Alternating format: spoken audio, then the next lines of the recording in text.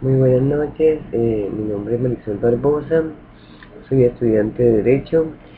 Les hablaré sobre mi caso, sobre el caso ABP, del cual lo resolví de la siguiente manera, tratando diferentes temas que se presentaron, o pues se me presentaron dentro del caso, en cuestiones de la deuda externa, las centrales de riesgo, la globalización, la soberanía y, y muchos temas que tienen que ver con este caso para poderlo resolver. A ver, ¿qué me quedó de este ejercicio? Me quedaron muchas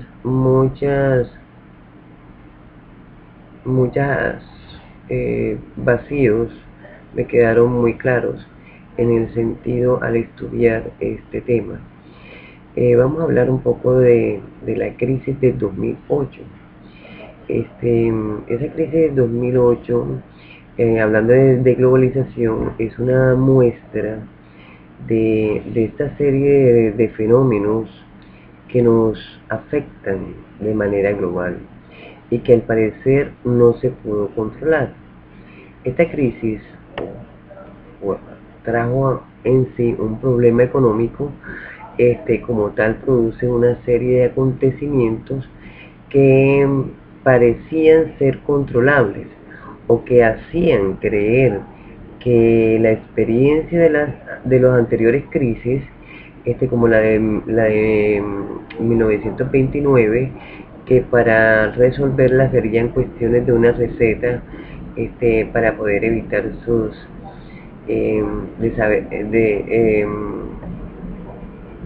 devastadores efectos. No obstante, esto no fue así, ¿sí? Porque la economía sufrió tal afectación que parecía un fenómeno sin precedentes que llevó a replantear la forma en que los estados se debían comportar ante esta crisis, e incluso ante la idea de un nuevo paradigma de la gobernancia de escala globales. Es tanto así que esta crisis puso muy claro los límites de la globalización para autorregularse y la necesidad de que los estados participen de una manera más activa en la regulación de los flujos, en esta regulación de esos flujos de dineros en los sistemas financieros internacionales. Entonces, ¿qué pasó aquí? Que el mercado dejado a su libre albedrío, es destructivo. Si el Estado no establece reglas claras, la falta de límites crea grandes desajustes entre la economía, propiciando grandes quebrantos ante la irresponsabilidad con la que se dan este tipo de préstamos. Se conducen las empresas y no solo la prioridad de las garantías inmediatas, sin pensar en los efectos de la economía a largo plazo. O sea, siempre se hablaba, era más bien, o se pensaba más bien de un tipo de plazos, y no pensaban de pronto todo lo que había como muy rápido, y los flujos económicos no se le veían los resultados. No se pensaba esos efectos sobre una economía a largo plazo. Durante las crisis, se hace más visible la forma en que los mercados necesitan del Estado para rescatar estas empresas. Entonces, ¿qué pasó? Que estas empresas fueron decayendo, ¿sí? Mm, Hay una estabilidad para poder estabilizar la economía y para que estos problemas no alcancen magnitudes catastróficas, en la cual las economías tardan más en recuperarse. El problema no termina con la intervención estatal, sino el hecho de que se apliquen medidas como las denominadas contracíclicas, ¿sí? Para que las economías se recuperaran. Esto todo pasó en la globalización. La apertura de la economía aumenta el riesgo de los países a los conflictos externos y por tanto a las incertidumbres de la misma economía. Para ser eficaces, requieren ir acompañadas de un crecimiento de los gastos políticos y exacto, de los gastos públicos y de los grupos sociales, al mismo tiempo que de un comportamiento activo de las políticas económicas. En esta hipótesis, y solo en el caso de los países emergentes, la globalización produce lo mejor, no lo peor. Entonces, ¿qué podemos mirar? Que la globalización en efecto ha sido un sistema que ha favorecido la economía internacional. Entonces hablamos de las centrales de riesgos. Hablé algo sobre las centrales de riesgo, el credit rating, que se llama así en inglés, establece la capacidad de una entidad que están a cargo de mirar los riesgos que conllevan em, a, a estas empresas, a estas entidades que solicitan un crédito. Lo que hacen es mirar el perfil en la calificación de un riesgo y las evalúan mirando la posibilidad de que no hayan unos riesgos ante esas deudas, que no hayan impagos, como dicen ellos, por parte de las entidades emisoras de la deuda. ¿Sí? La posibilidad del pago por parte de las entidades emisoras de estas deudas, la calificación de créditos es determinada por las agencias que califican estos riesgos. Es determinada por estas entidades que califican estos riesgos precisamente para asignar una calificación de créditos. Las agencias tienen en cuenta tanto el historial de pago, ¿sí? O como se dice aquí, un perfil, un endeudamiento, un perfil, una costumbre, unos buenos hábitos de pago. ¿Sí? Esos buenos hábitos de pago, ellos miran si este país que está solicitando un crédito no tiene endeudamiento, se ha comportado con un perfil adecuado sobre las políticas que ellos internamente analizan sobre los que solicitan este tipo de créditos.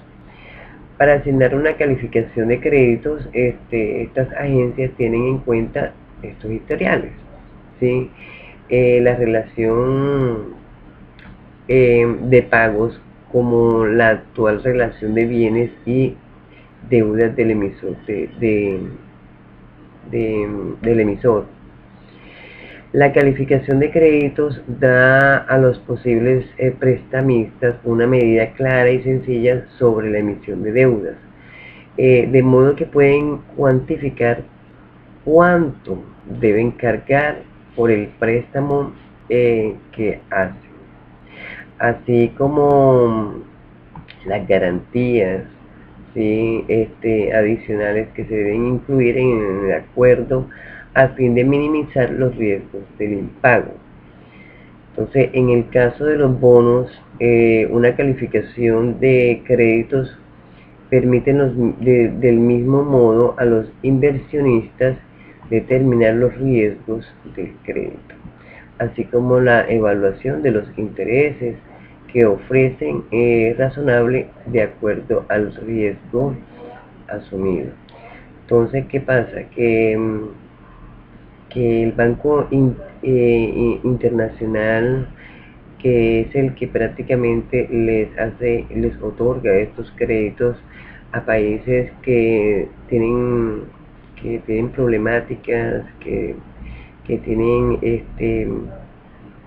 estas pobrezas, que son muy pobres y que tienen conflictos internos, les exigen a ellos unos perfiles determinados, ¿sí?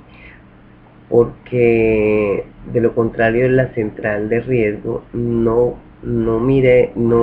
aprueba este perfil, razón por la cual estos países deben de contemplar una política o contemplar la normativa de estas centrales, ¿sí? De riesgo de los bancos internacionales.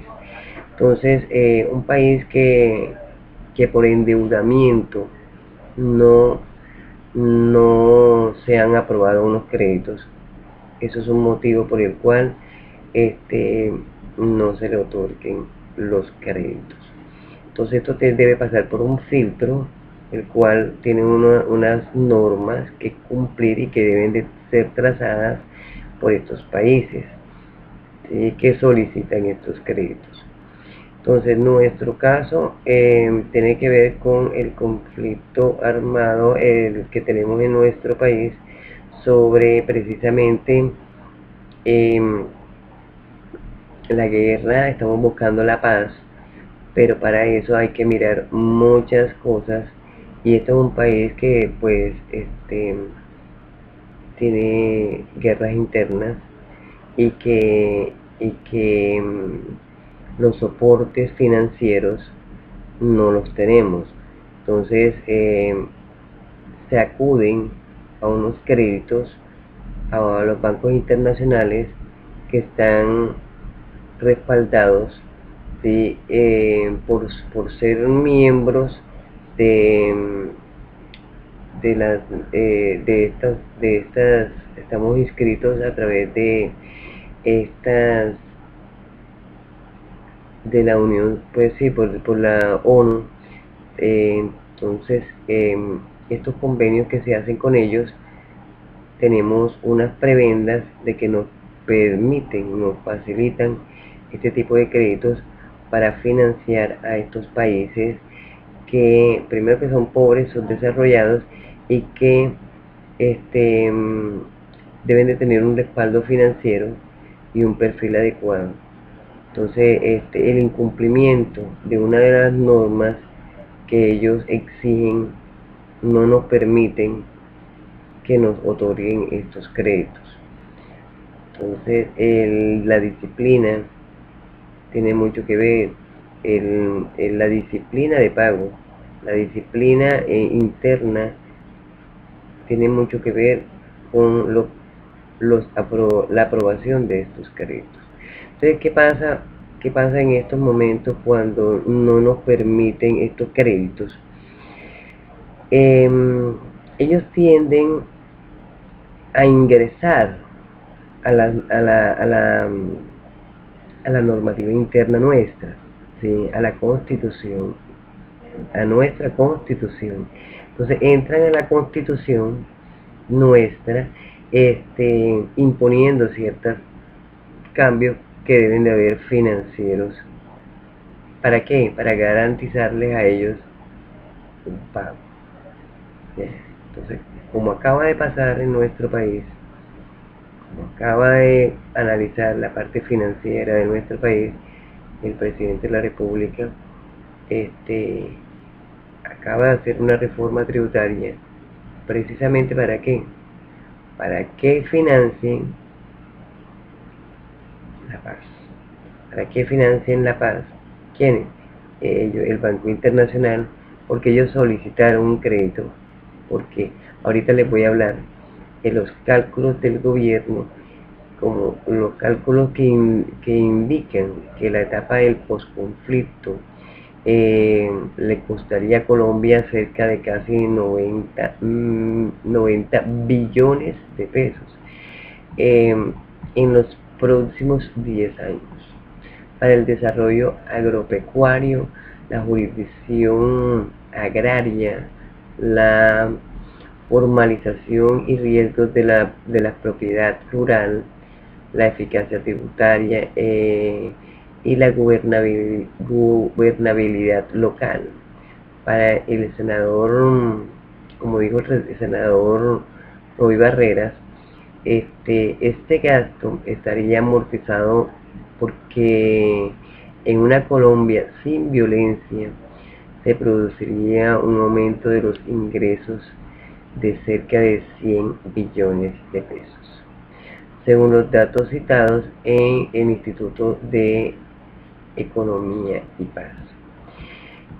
Pero, sin embargo, para la firma del radar, el posconflicto, como hoy está planteado, puede costar o tener unos gastos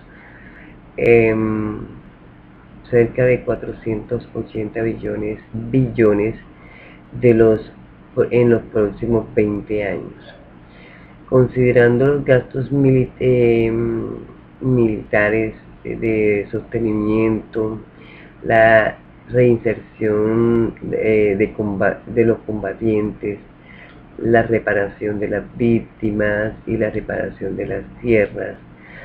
¿Sí? Todo esto tiene que ver con estos gastos que se han calculado, ¿sí?, dentro de un ámbito financiero para estos gastos que se acarrearían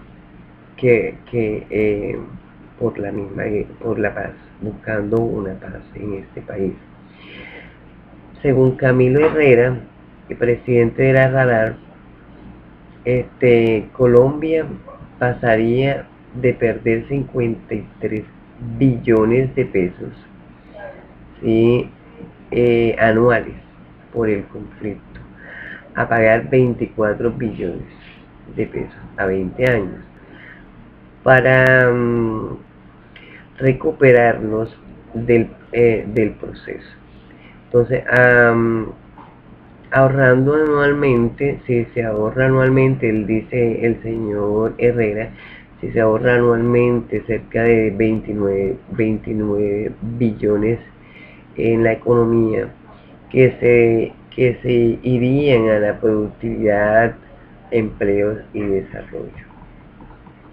Mientras que en los cálculos de la senadora, que hace la senadora de la Alianza Verde, la doctora Claudia López, van por el mismo nivel.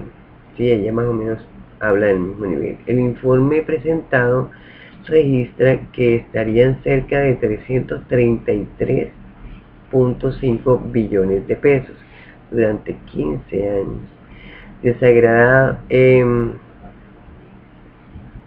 desagregados en ciudadanía, Estado, mercado y otros acuerdos en La Habana.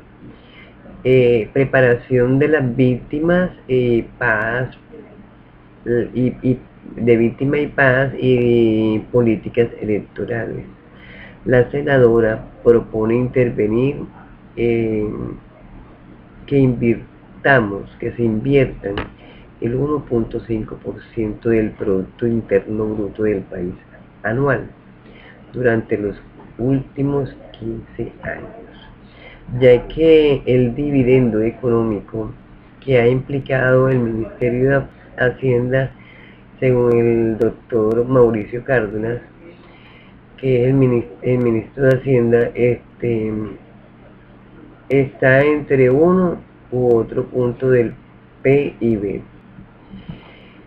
Bueno, siendo así, sobre la participación del gobierno, Perdomo, el doctor Perdomo explicó que aunque tienen que pagarse a unas reglas fiscales para el manejo de sus políticas y el control macroeconómico, allí tienen posibilidades de hacer un poco más flexibles esas reglas para captar más recursos y a través de la deuda externa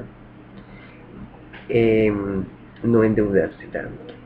Los niveles de deuda externa en Colombia no son particularmente altos, dice el doctor Perdomo. Sí, razón por la cual él dice que no son muy altos, pero en realidad eso es con relación a lo que hay en otros países internacionalmente, por lo que en este momento se capturan más deudas, no solamente externas, podrían ser una opción para financiar esos mismos gastos. La otra fuente de financiación sería la reforma tributaria estructural, la que le acabo de decir, que esta reforma tributaria que acaba de tener el país es precisamente para lograr esos préstamos internacionales. ¿Por qué? Por un consejo, vamos a decirle consejo, que se le exige al país que solicita ese tipo de préstamos y que ya está endeudado. ¿Sí? Colombia es un país que está endeudado, lógicamente que hay muchos países endeudados, pero no, por el endeudamiento no cumpliría el perfil adecuado para lo que ellos exigen, ¿sí? En cuanto al endeudamiento y al no pago, ¿sí? Al endeudamiento y al no dejar de pagar. Entonces ellos tienen que mirar esas garantías de que efectivamente o se hace esta reforma tributaria para yo tener la tranquilidad de prestarte y, y, y no tener la preocupación de que tu perfil no es el adecuado. Entonces esto lo hacen precisamente para que supuestamente nos hagan los préstamos para el proceso de pago. Entonces la otra fuente de financiación sería la reforma tributaria, ¿sí? Que fue la que precisamente acabamos de hacer, la cual permitiría contar con un monto importante de recursos. Si se logra reducir la evasión y la elusión, se podría incrementar el recaudo tributario en más o menos un 30%, que podría ser equivalente a los valores que se están tratando de obtener con la reforma estructural. Entonces, más que todo, dentro de este caso, se analizan todos estos parámetros que nos permite analizar, pues valga la redundancia, analizar que para que Colombia sea aceptada y le permitan otorgar estos créditos, debido a haber hecho lo que hicimos, una reforma tributaria, porque ellos intervienen en las normativas internas nuestras y también nos manipulan diciéndonos qué tenemos que hacer para garantizarles a ellos el pago de esa deuda, a pesar de que ya estamos endeudados. Bueno, aparte de eso, también quería hablarles algo sobre sobre este, la, que ellos hablan mucho sobre la parte de eh, que la soberanía, sí, sobre la soberanía, que la soberanía, dentro de los marcos de de los artículos presentados en, en la Constitución, de los derechos internacionales, dentro de los tratados internacionales, hablan que la soberanía tiene mucho que ver con este tipo de créditos, ¿sí? Pero en realidad yo analizo de todo lo que estudié y leí, aquí la soberanía no hace parte prácticamente de, de ese requisito, ¿sí? Porque en realidad, si fuera por soberanía, se le prestara a todo el mundo y ellos no intervinieran dentro de las políticas internas de cada país. Entonces, con esto quería como hacer algo muy globalizado sobre lo que estudié, y quería pues profundizar un poquito más sobre esto para que se entendiera más sobre este tema y cómo resolví el caso, qué fue lo que analicé dentro del caso. Entonces, con esto me despido y muchas gracias por su atención.